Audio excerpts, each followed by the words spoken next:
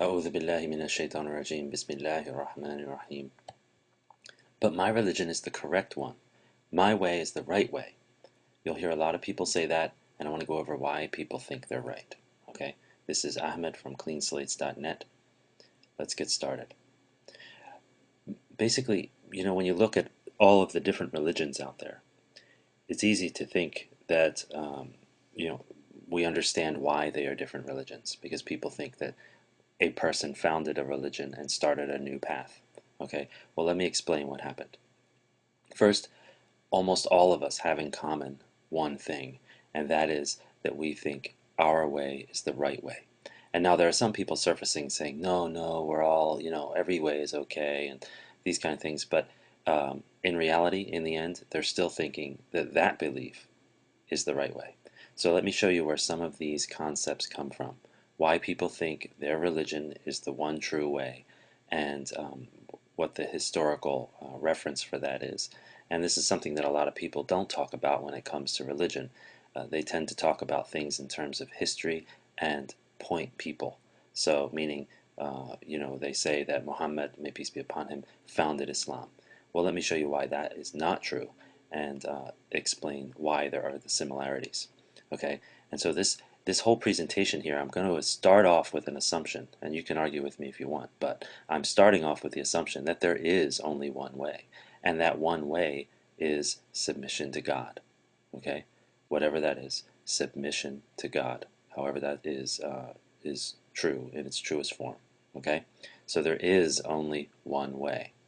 Okay, and the way it works is God sends a prophet or a messenger, and there are people who follow that messenger. And so they are on that one way. They are following that one path. So as they march through time, as history marches on, there are people who are following that path. Okay? But also, when God sends a messenger, there are people who reject that message. And they follow a different path.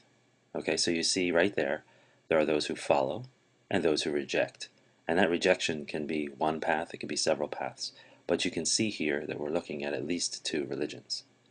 Those who follow a messenger and those who reject that messenger. Well, another thing happens.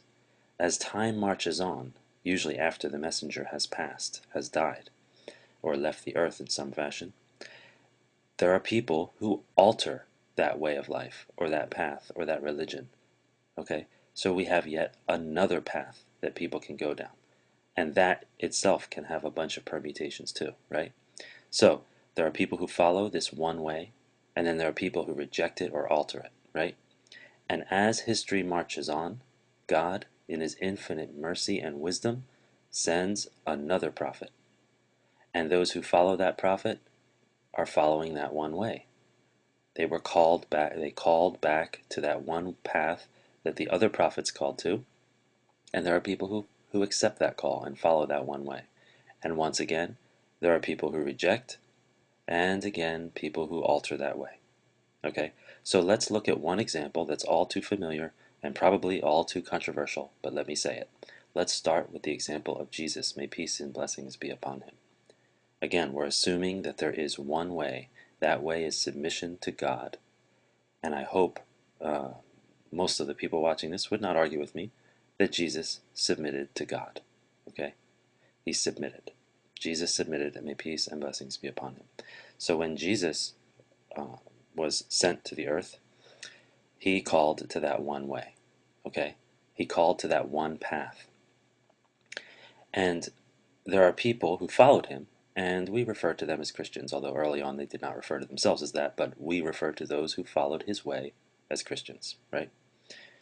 There were people who were alive at the time that he was calling to his one way, to God's one single path, the true religion. And there were those who rejected him. And those who rejected him were essentially staying on the religion that they were on before, and we call them Jews. Now, just because I have it in quotes here because they refer to themselves as Jews, or we refer to them as Jews, but in reality, if they were adhering to their Judaism and the true path that the prophets Moses, David, Solomon, all of those called to, then they would have followed Jesus. Okay? So I put them in quotes because they are no longer on that path that their prophets called to. Okay? And this is not meant to be offensive. I'm giving you a historical concept. Uh, Jews rejected Jesus, and so they remain Jews. Period. If you don't like that, well, that's just the way it is. They rejected Jesus. If they accept Jesus, then they are no longer Jews, in the present day context, the present day use of the word. Okay. Now, another portion of the people watching this video will not appreciate this part, but let me explain it. Later, after Jesus left the earth, there were people who altered his way. And I put those Christians in quotes because if they were true to Christianity, they would have adhered to the way and the path that Jesus called to. But instead, at some point, several points in history, people altered his message. They added celebrations, they added matters of worship, they removed laws, they added laws, and they added their own whims. Okay? And those people I put in quotes as Christians. Now, as time marches on, some people continue on that one altered path. But there's also other branches. Somebody else alters it a different way, somebody else alters it a different way. Other people say, wait a minute, this is closer to the way he was. So that you get all of these branches, right? And the same thing happens to Judaism. There are people who they branch off, either there's a political difference or a regional difference or something, and you get these different branches within among people who call themselves Jews and among people who call themselves Christians. So you end up with hundreds of sects and branches. Okay? So, out of God's infinite mercy and wisdom, he sends yet again another prophet. The final prophet, Prophet Muhammad, may peace and blessings be upon him. Okay? He did not call to a new way. He called to that same way that the other prophets called to. And that way is submission to God. And the same thing happens. Those that rejected him remain on the paths that they were on. So these hundreds of sects remain because people either rejected him or never heard of him, so they stay on those paths. And then there are those who alter his way and they create new paths. Okay, so the same phenomenon happens. But in this case, Prophet Muhammad, may peace and blessings be upon him, he was re-establishing, calling back to that one way that Jesus called to, that Moses called to, that David called to, that Noah called to, that Abraham called to. May peace and blessings be upon all of those righteous messengers. So that is the example of Jesus. There are people who followed him, people that rejected him, and people that altered his way, and that is why we have all of these different versions of religion. It is not that Jesus founded Christianity or that Muhammad founded Islam. It is that they were calling to this one way. The people that founded new religions were people that altered that one way. That's what happened. So, to sum up, people like Moses, Jesus, and Muhammad didn't start new religions.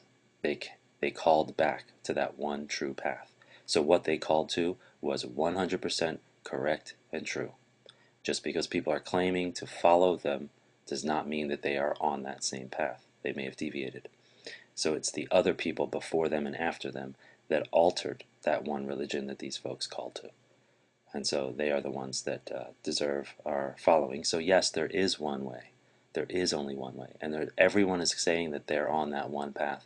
But in reality, several of us, and may God protect us from being of those people, find ourselves on paths that are other than what the prophets called to. So that's it for cleanslates.net. This is Ahmed, and go to cleanslates.net to see more news and hopefully interesting articles and videos for new Muslims and for anyone rediscovering that one path. Wassalamu alaikum wa rahmatullahi wa barakatuh.